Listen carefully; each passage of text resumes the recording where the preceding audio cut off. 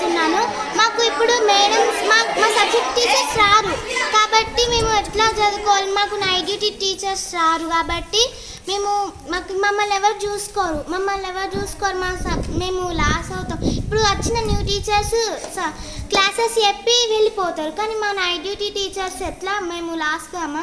మేము ఎక్కడైనా కింద పడ్డా మాకేమైనా అయినా ఆధారపడ్డానికి మమ్మల్ని కూడా తీసేస్తారు. మాకు ఏమి ఆధారం అనేది ఏమి ఉండదా.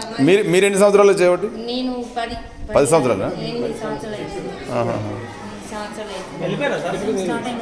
అవుతుంది. 60 సంవత్సరాలలో తీసేసిండ్రు. మళ్ళీ సాలరీ కూడా సరిపోతలేదు 9750. ఇప్పుడు మనం బయటకు వెళ్తే ఎన్ని ఖర్చులు ఉంటున్నాయి. Contract basic.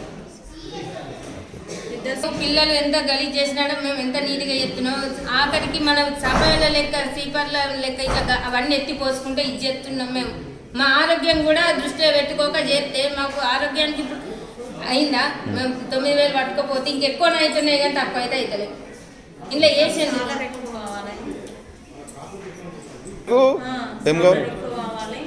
మేడమ్స్ ఎట్లా కొట్లాడుతారో మేము అందులోకి మేము కూడా దానిలోకి మాది కూడా మమ్మల్ని కూడా చూడాలి ప్రభుత్వం. మేము కూడా ఇక్కడ చేస్తున్నాం. నా పేరు మాలవిక. నేను 7th క్లాస్ చదువుతున్నాను. మా టీచర్స్ అందరూ సమ్మెలో ఉన్నారు కాబట్టి మాకు మా టీచర్సే కావాలి. ఇప్పుడు న్యూ టీచర్స్ వచ్చారు క్లాసెస్ చెప్పి వెళ్ళిపోతారు కానీ మాకు నైట్ డ్యూటీస్ ఎవరు చేస్తారు. మా క్లాస్ వాళ్ళు అంటే మా గురించి మా టీచర్స్కి ఎక్కువ తెలుసు. మా హెల్త్ మేము కింద పడ్డా ఏదైనా అయినా మేము మంచిగా చదవడం లేదా అని మా టీచర్స్కి ఎక్కువ తెలుసు. మమ్మల్ని ఎక్కువ కేర్ తీసుకుంటారు. అట్లే మా ఆంటీస్ కూడా మంచిగా మాకు ఏదైనా హెల్తీ ఫుడ్ చేసి పెడతారు. అట్లనే మేము మంచిగా ఉండాలని అందరూ కోరుకుంటారు కాబట్టి మాకు న్యూ టీచర్స్ వద్దు. మా టీచర్స్ మాకే కావాలి. 15 days నుంచి సమ్మె జరుగుతుంది. మా టీచర్స్ వెళ్తున్నారు. ఒక్కొక్కరు మాట్లాడుకొని వస్తున్నారు.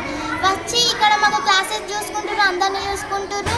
మంచిగా అంటే క్లాసెస్ కూడా చెప్తున్నారు.